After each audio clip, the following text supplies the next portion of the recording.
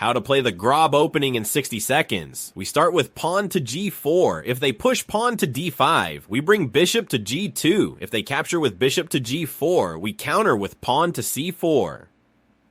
When they cover with pawn to c6, queen to b3 hits b7 and d5. We take on d5, develop knight to c3, and after they recapture, knight to d5. If they trade, our bishop from g2 retakes on d5.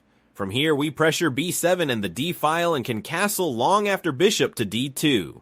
If they play pawn to e5, we fianchetto bishop to g2, challenge with pawn to c4, meet pawn to d4 with pawn to d3, develop knight to f3, and castle short. Plan, break with pawn to e4. If they strike with pawn to h5, we capture on h5, allow rook to h5, then build with pawn to d4, pawn to d5, and pawn to e4. Next, knight to f3 and rook to g1 contest the h-file. Takeaway, use g4 to provoke targets, then attack b7 and the center fast.